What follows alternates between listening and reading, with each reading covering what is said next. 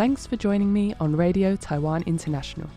You're listening to Sunny Side Up, a weekly escape from the headlines that weigh us down. I'm Eloise Phillips, and in a world flooded with negative news cycles, I'm here every Tuesday to shine a light on the quiet heroes, the breakthroughs, and the everyday wins happening right now, across the globe and in our own backyards. From innovative communities in Taiwan to heartwarming news abroad, I'll share stories that remind us hope still exists.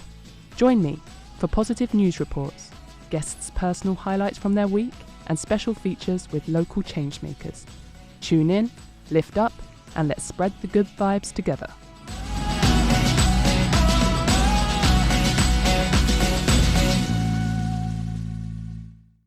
A new study offers striking evidence that the HPV vaccine is saving lives, bringing the risk of cervical cancer deaths among young women close to zero.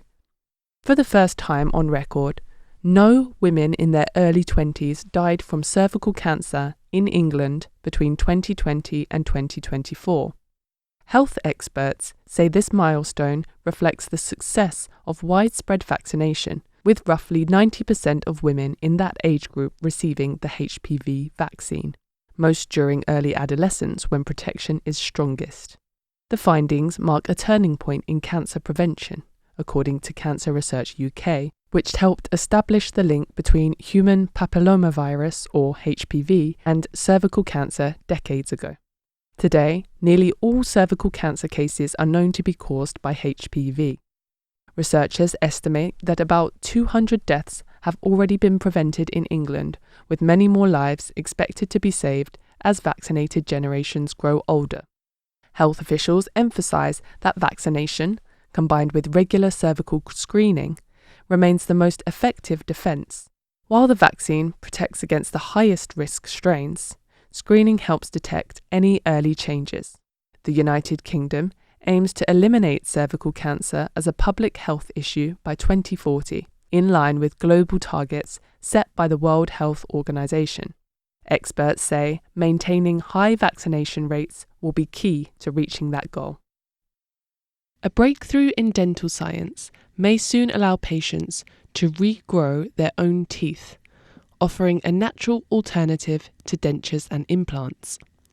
Researchers in South Korea are developing a tooth regeneration patch designed to stimulate the body's ability to produce new teeth. According to Engineering, the innovation combines stem cell science with advanced biomaterials, signaling a major step forward in regenerative medicine and oral care. Experts believe that, with continued advancements, regenerative dental treatments could become mainstream within the next decade. The World Health Organization estimates that about 3.5 billion people experience oral diseases, with severe tooth loss affecting roughly 10% of the global population. Traditional solutions, such as dentures, implants, and bridges, can be costly, invasive, or uncomfortable, underscoring the demand for more natural approaches. The new patch aims to regenerate teeth by activating stem cells in the gums, supported by a biodegradable scaffold and enhanced with growth factors. These cells develop into key structures, including enamel, dentin, and pulp. The process mirrors natural tooth formation. Regenerated teeth would function like natural ones, potentially eliminating invasive procedures and offering long-term durability.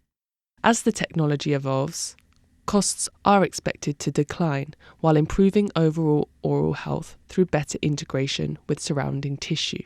However, challenges remain. Clinical trials are still required to confirm safety and effectiveness, and early treatments may be expensive. Ethical considerations surrounding stem cell use, along with the time required for natural tooth growth, also present hurdles. Still, researchers see this as a gateway to broader medical advances. Future innovations may include bioengineered enamel repair, stem cell-based gum regeneration, 3D printed teeth, and AI-driven personalized dental care. Studies highlighted by Nature Biotechnology suggest artificial intelligence could further accelerate progress. For now, the tooth regeneration patch offers a glimpse into a future where losing a tooth may no longer be permanent. Taiwan researchers' effort to locate and verify the tallest tree in East Asia has captured global attention. The decade-long quest culminated in the discovery of an approximately 1,000-year-old 84.1-metre Taiwania, about the height of a 25-storey building, nicknamed the Heaven Sword.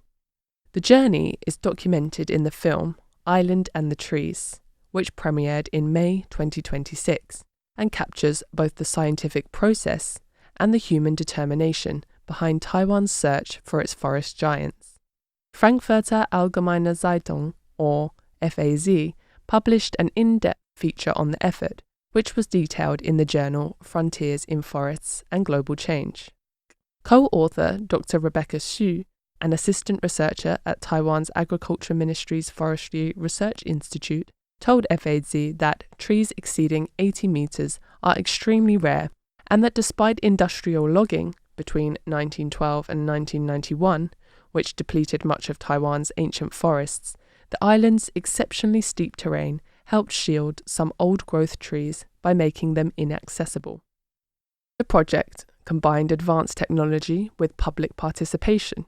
Scientists first partnered with remote sensing specialists to scan forests across the island using airborne LIDAR, generating detailed canopy height models. From millions of trees, more than 70,000 candidates taller than 65 metres were identified. Due to Taiwan's steep terrain, often distorting readings, researchers faced a high margin of error and needed further verification. To refine the data, the team developed automated analysis tools and launched a citizen science initiative. A total of 372 volunteers reviewed tree data online, with each case checked independently to ensure accuracy.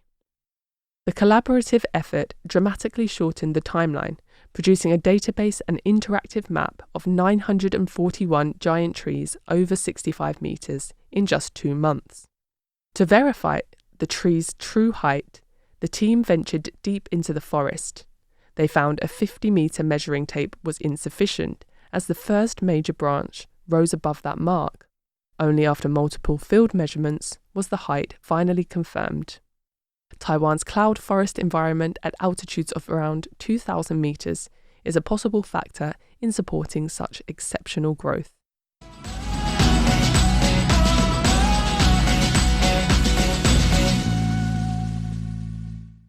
Welcome back to Sunny Side Up. Amongst all the positive news, you've just heard that in England we're now seeing cervical cancer deaths in women in their early 20s drop to nearly zero, largely thanks to widespread HPV vaccination. So HPV, or human papillomavirus, is actually the most common sexually transmitted infection worldwide. Most people will get it at some point in their lives, often without any symptoms. In many cases, the body clears the virus on its own, but not always. Some types of HPV can cause genital warts, and more importantly, certain high-risk strains can lead to cancer, including cervical cancer, as well as cancers of the throat, anus, and genitals, and these can develop years, even decades after infection. In fact, HPV is so common that most people don't even know they've had it, but in some cases it can quietly develop into cancer later in life. So when we talk about HPV, we're really talking about a widespread virus with potentially serious long-term consequences, but also one that is largely preventable. And there are 3 main ways to reduce the risk. First, vaccination. The HPV vaccine is considered safe and highly effective, especially when given before exposure, typically in early adolescence. Second, screening. For women, regular cervical cancer screening between the ages of 21 and 65 can detect early changes before they become cancer. And third, safer sex practices. So condoms do help reduce the risk, but because HPV spreads through skin-to-skin contact, they don't provide complete protection. So what's also interesting is how the global conversation around HPV has evolved. And I've got Amanda in the studio with me today. Say hello. Hello. And my first question is just, how is the conversation surrounding HPV in the US? What's your experience of it? My experience, like there's my own vaccine experience, like when I got vaccinated, but then there's also like the larger vaccination discussion, which I think are kind of separate because, well, I can say that when I was a kid, like a lot of people I know just got the HPV vaccine. Yeah. So, which is what happened to me. And the U.S. first implemented like a HPV like vaccine for basically everybody. It was the first country to do a gender neutral approach to recommending that vaccine in 2006. Okay. And then since then, the rates of HPV have dropped down to among like children who have been vaccinated. And I say children from like 12 to 11 is like when you're supposed to get the vaccine, at least in the United States. They've dropped HPV rates by around 88%. Wow. Currently in the United States, or at least as of 2024, the vaccine has not been as widely adopted as they would like. Okay. But it's actually kind of like mixed news positively, because even though that's the case, it's been much more successful than they originally thought. So that's the HPV discussion. And there isn't a lot of like, for all the vaccines that there are a lot of like talk about and sort of like backlash against, there isn't necessarily a lot of backlash against this one. Yeah, I at least didn't think so. Spoken. Yeah. So it's also interesting that you said gender neutral as well. And this is where I said the conversation has evolved, because when it was first introduced, it was largely framed as a women's health issue. Yes. Because of its direct link to cervical cancer. So the campaigns focused on girls, but that thinking shifted. Obviously, we know HPV also causes cancers in men. And vaccinating only girls, whilst creating this kind of herd immunity, which was their initial goal, it doesn't fully stop transmission because it leaves certain groups like men who have sex with men without indirect protection. So we're seeing that reflected in policy. So in the UK, for example, it was a bit later than the US, but it was the vaccination has been offered to girls since... For the first time ever, we were ahead of the curve. So it was 2008 in the UK. But it was just girls. So it was only expanded to boys in 2019, which isn't that long ago. Actually, I'm really surprised. That's really late. Yeah. And then here in Taiwan, there's also been a major step forward in terms of if we compare it in other Asian countries. So the government now provides free HPV vaccines to both boys and girls in the first year of junior high school. So the full nationwide coverage for boys rolled out in 2025. And this is financed through tobacco tax revenues. Good for them. Yep. But it makes Taiwan one of the first countries in East Asia to take this fully inclusive approach.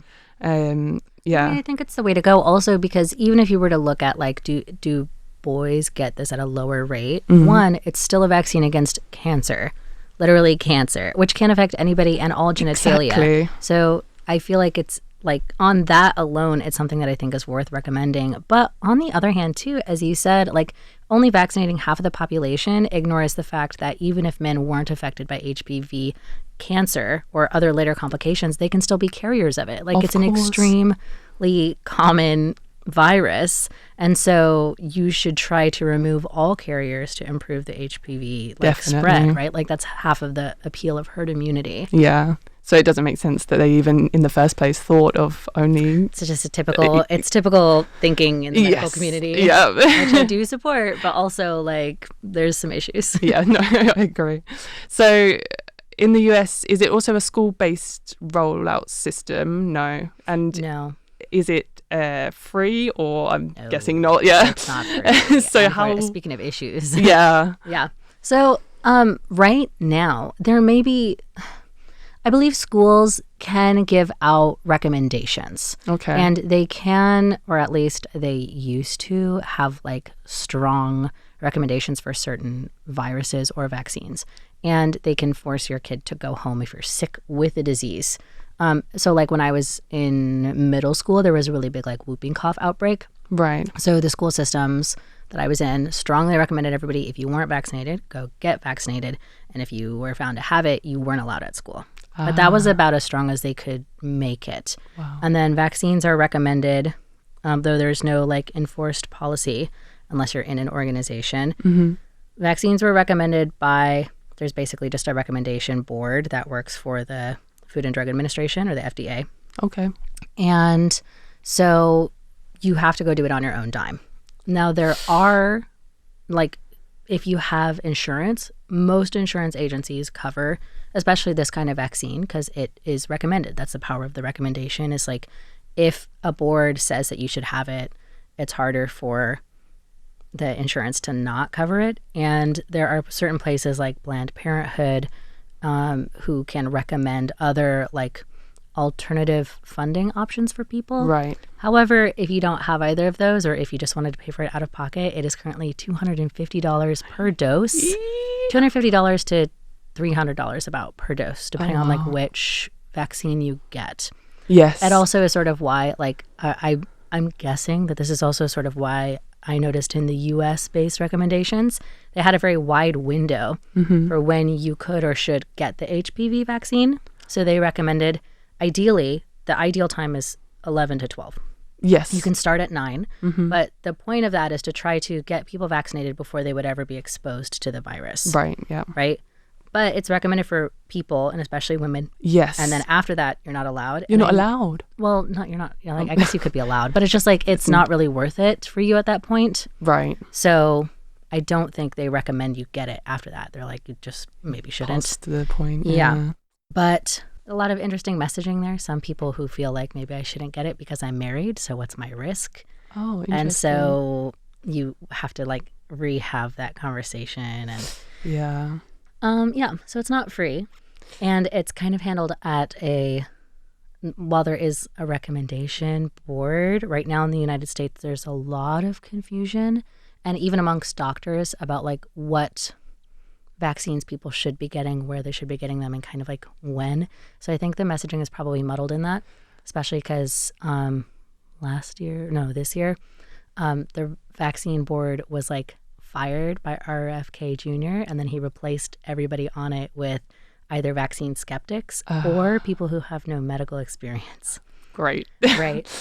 So again, to the question of like cost, if you have insurance, it's probably very cheap or free.